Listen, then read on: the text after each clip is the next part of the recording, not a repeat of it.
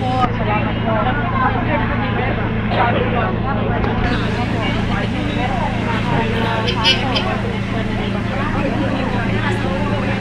Meron pong opposition or actually it's a motion to deny due course to the petition for accreditation of the United Bangsamoro Justice Party to be accredited sa dominant political party. Yan po ay naisabit na sa COMELEC at being submitted for resolution po yan. Sinagot na po natin yung kanilang motion and hopefully the COMELEC will be able to resolve that at the soonest possible time. Pero sinabi naman doon sa hearing ng chairman mismo na yung mga grounds naman na ni-raise nila ay hindi naman siya valid grounds for denial. Kasi nga, wala naman yun doon sa resolution ng COMELEC na for example, kung late ka na magbayad ng docket fee, hindi naman yun sa sapat na ground. It's not a legal ground to deny due course to the petition. And for the record, hindi po nahuli ang UBJP on mag-file ng kanyang petition at ang pagbayad ng kanyang docket fee. On time po lahat. Yes po, we are on time. So, confident po ang partido na makukuha yung accreditation ng UBJP as dominant majority political party. Ngayon sa UBJP ay ginagawa natin lahat ng ating makakaya, yung ating mga requirements ay atin pong Yung saging na lang daw magkuha ni Papa. COMELEC, but the final decision will lie in the Commission in Bank. So doon tayo, doon naman talaga ang dyan, ang decision making nasa kamay na yan ng COMELEC. Ang sa atin po, we can only petition, we can only plead our case, but it will be in the hands of the COMELEC to resolve it, and we trust that COMELEC will give credit where credit is due. And so, it will be up to the COMELEC to resolve. Thank you, Tiny. Thank you. It is clear.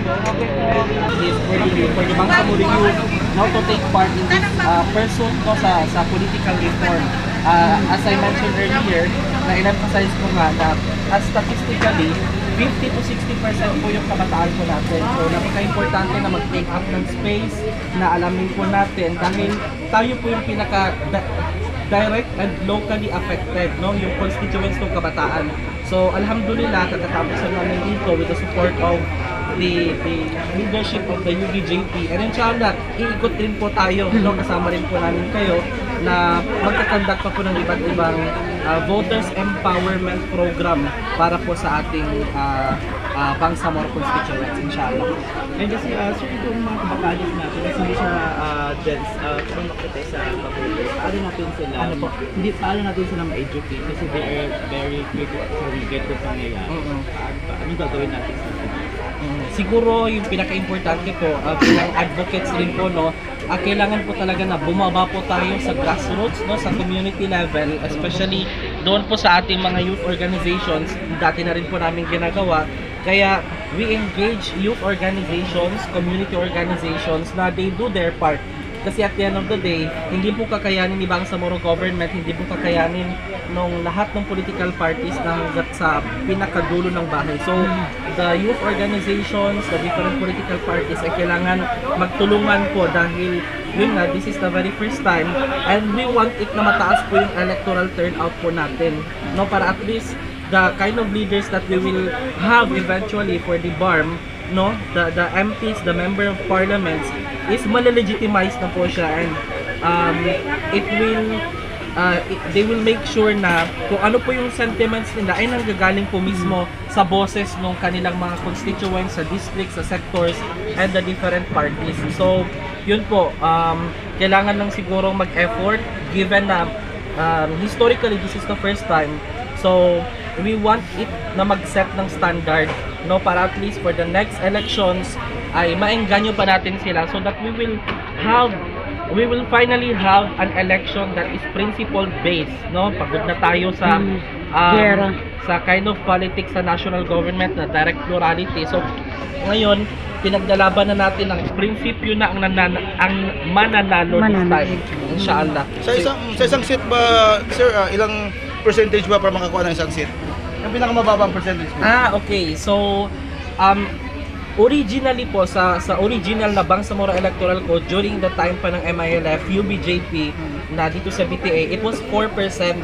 But then, with the recent BTA, led by the different MPs na, napababaan siya ng 2.5%. No? So, pag meron kang 2.5%, I don't know kung anong translation yan, I guess around 40,000-30,000, you will have a seat na po for yourself. Actual vote po? Percentage po yung 2.5%. For the casting vote? Yes. Sir, para po sa inyo, kailan po ba magtatapos itong sabi nila na jihad or itong mga... Ay, wala pong katapusan ng jihad. Okay. Taman sa kapatay. Kasi, of course, yung jihad po natin, hindi lang naman po, yung political struggle, maliit lang po yan na part ng jihad. So, ang pinaka-jihad po natin, nagsistruggle po tayo sa jihadon nafs, yung struggle po natin sa sarili natin na huwag gumawa ng kasalanan, na hindi maggawa ng mga karumal-dumal na mga bagay. So, and the other part of jihad is of course sa community, no? And yung pag-struggle natin para Islamically, para to raise the words of Allah subhanahu wa ta'ala. Dahil alam naman po natin, kaya nga rin po binabalikan ng UBJP MILF dahil we want it na magkaroon ng justisya, justice.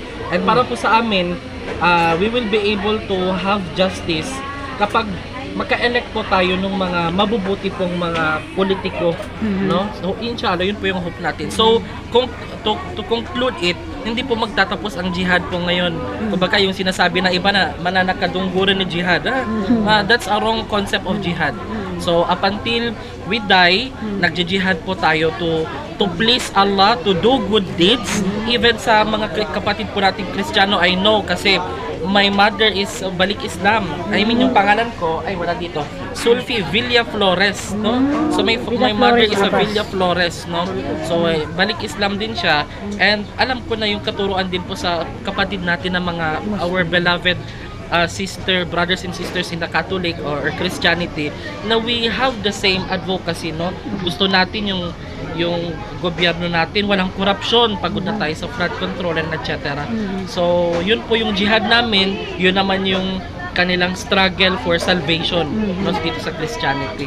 Okay. So, sir, message na lang for the youth for this coming election. Sige, sa lahat po ng kabataang Bangsamoro, samahan niyo po ang United Bangsamoro Justice Party.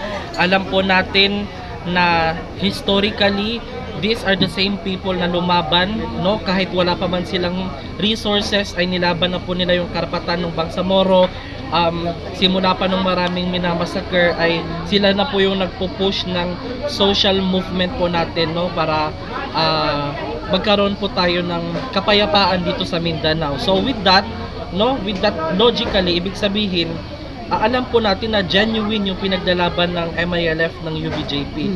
So inshallah, samahan niyo po kami.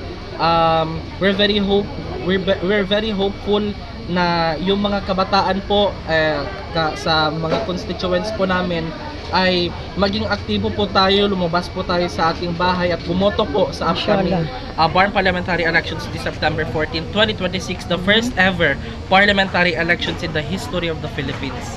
So inshallah, no? Inshallah. Maraming salamat po, and thank you po sa ating mga Okay, maraming salamat, sir. Thank you po. Assalamualaikum warahmatullahi wabarakatuh.